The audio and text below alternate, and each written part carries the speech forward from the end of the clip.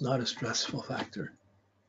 And then you have these next two are the semi-sextiles, 30 degrees from the conjunction, and the inconjunct, which is 150 degrees from the conjunction, just 30 degrees from the opposition. So the 30 degrees from the opposite, because the line goes right across the chart, it's noticeable, it stands there. So many people give a lot of importance on this inconjunct.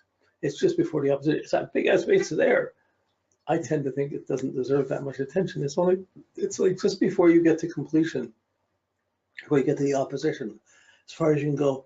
There's a bit of a tendency to go on a tangent, to go off this way and go off the way, and diminish the actual completion, not quite reach the completion as clearly as you could. So this ability to go on tangents would be the inconjunct. But the semi-sextile, half a sextile, it's hard to measure that. It's like, I find it hard to measure both of these. Although I can work with the 150s when I need to. But if I'm getting in detail into a person's chart, after you have the first wave of the major things, that you go in, you go start searching, could it be this, could it be that? So I find I search the planets and signs and planets and houses more, but if you get to the relationships, you start seeing these as secondary or tertiary factors added on to the main aspects. So you take a planet, has a whole spectrum of aspects, this major one, this major one, this minor one, this minor one. So there's this one, there's this one, there's this one, there's this one, and this one, and this one. So it's like that. Okay. But there are people who really emphasize the aspects as being so significantly important, and and really it's just an expression of the two planets' energies and how they work. Okay, now there's a couple other odd ones. Oh no, we don't have it. So you can keep going with this. You get from 1/5 up to 1/12 is every 30 degrees. So like Aries to Taurus, Aries to Gemini, Aries to Cancer. You go through all the signs. There's 12 signs, and there's if you include them all, you include the semi-sextile and the inconjunct. There's always an aspect. Just if something's in the same degree in different signs, it's going to be one of these aspects of the major aspects, including and these minor ones. But the 72, 144, you don't see. It's not used that much. The 45 and the 135, you don't see, not easily, not by degrees, because it's 30 degrees plus 15. You don't see it as the same degree. You need to calculate. But I always keep an eye on these.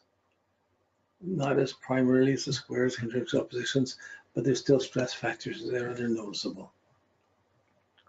Okay, sometimes if someone doesn't have any major aspects, and certainly if there's no major squares or major oppositions or major stress factors, the minor stress aspects are going to have a very prominent, that will stand out more distinctively.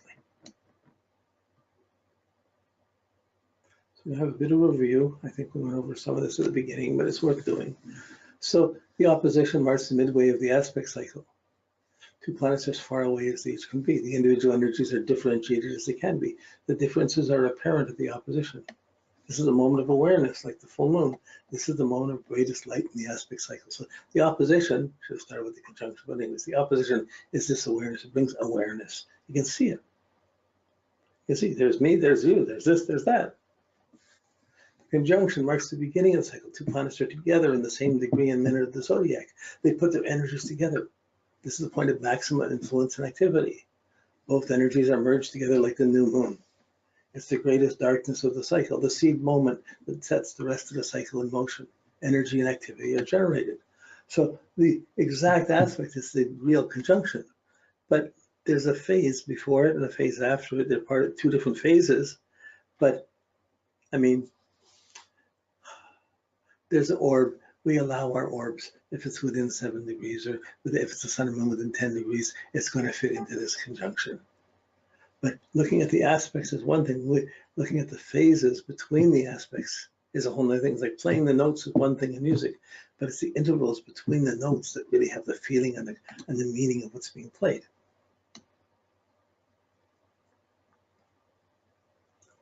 So, okay, so here we go. From the conjunction, the moon and the planet waxes. It gets energized by the planets it's with, and then it waxes. And then it gets further away. It's been energized, and it keeps going. The whole half of the cycle is going to keep going. Whatever half or whatever speed it is going to go on. It's going to carry that energy of having conjunct that past all the other aspects until it gets to the opposition.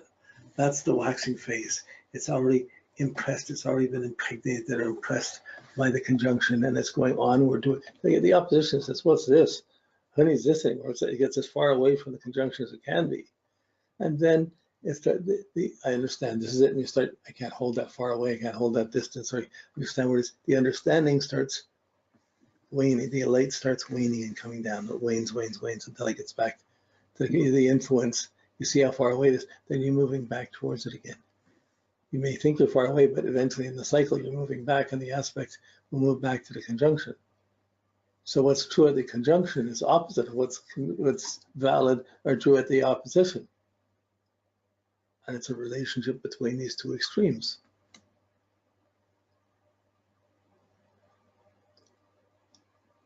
So this is just bringing some of the I Ching symbolisms, the solid line for the light and the broken line for the darkness, the dark half. The light half is the light increasing half. The waxing half is the light increasing half of the aspect cycle. And the waning half is from the opposition back to the conjunction.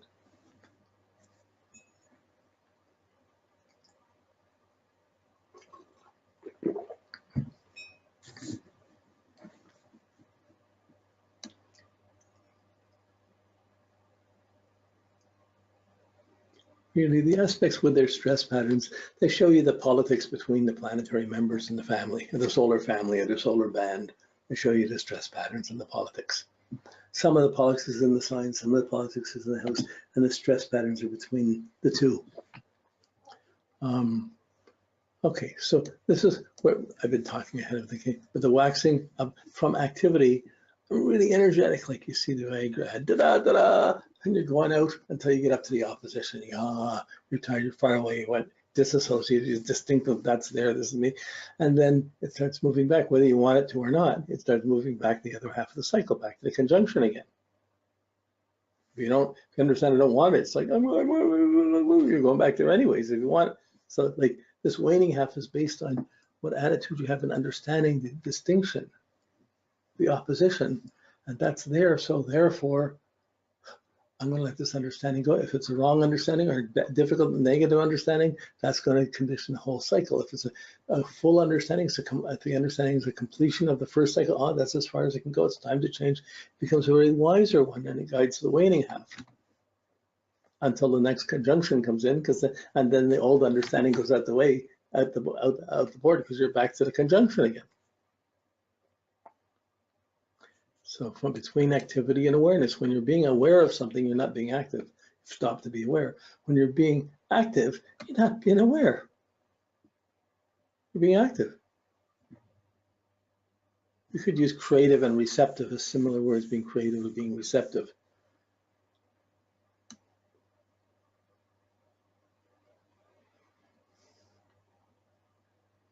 So this is just what was added in this one. What is this?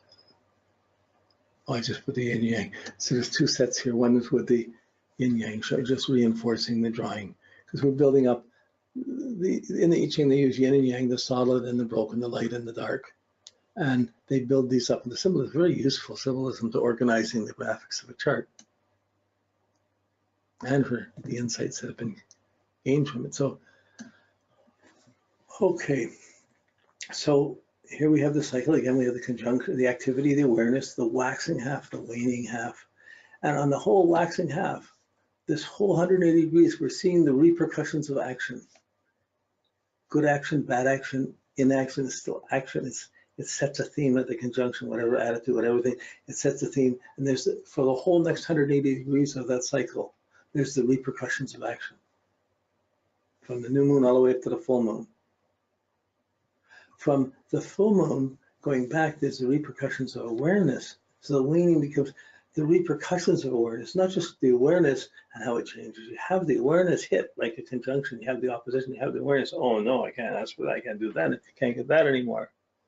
Then it begins to, how your take on that begins to come back, and between whichever two planets it is, it begins, that understanding begins to be tested and challenged, and there's repercussions of taking that approach, and that repercussions will build up and build up and build up until you get to the next conjunction, or actually they'll wane and wane and wane. You have this understanding and you can't hold it. You're following it, trying to hold on to it, trying to hold it, and slowly it's changing, and like when you get back to the point of activity, you throw the awareness to the wind.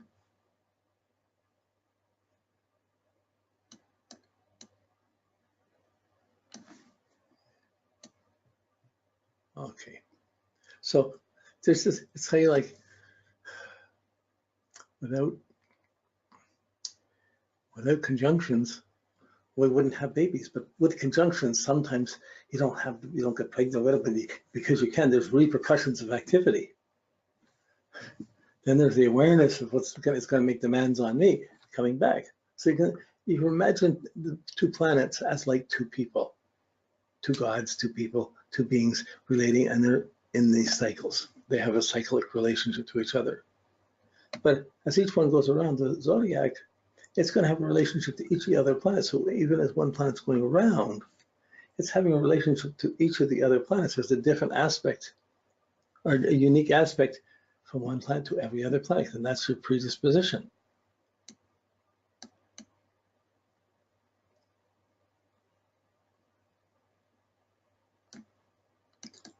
Okay.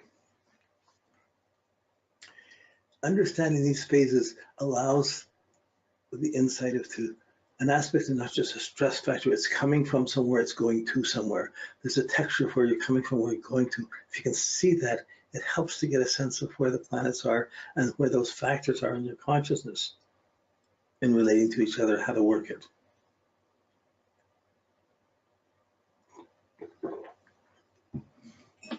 So the squares are the halfway points between the conjunction and the opposition, but they divide the chart in half the other way. The waxing square, the waning square, but they divide the chart in half. So one half is on the side of the opposition, one half is on the side of the conjunction. So there's the conjunction hemisphere and the opposition hemisphere. An aspect, is it closer to the conjunction or closer to the opposition? Which half is it on? Which side are you on? You ever try to mediate between a husband and wife? You get in a minute, whose side are you on? There you go. You're on her side. No, I'm not. Yes, you are. No, you're on this side. What? Oh, there's stress, there's tension, there's progress, there's development, there's a cycle going on.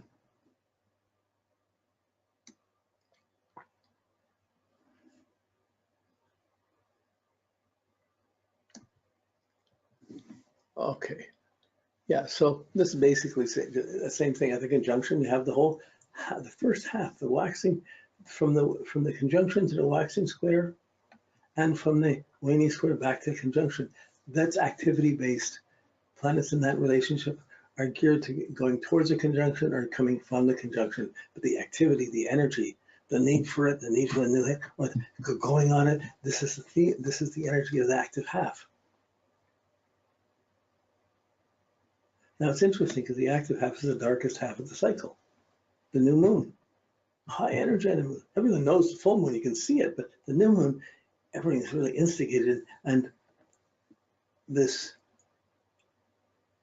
in the darkness, a lot of conjunctions, a lot of activity happens. It comes from the depth of silence, and things move, and it changes, and all of a sudden it's changed everything, and the light's building up again. Then as the aspects on the opposition half, you have the awareness. And there's the squares are the struggle going from one to the other. They're the adjustment phases. But when you look at it, an aspect, you see what planet, you look at one planet, you look across the chart, and you can see your whole chart in a second. See across the chart, you see what planets are moving away from it, what planets are coming back towards it. You can see which is on the waxing way, you can see which is on the opposition half or the conjunction half, like with Mars and out. If Mars is on the opposition half, they can be retrograde, but it can't be retrograde if it's on the activity half. Mercury and Venus are a little bit different.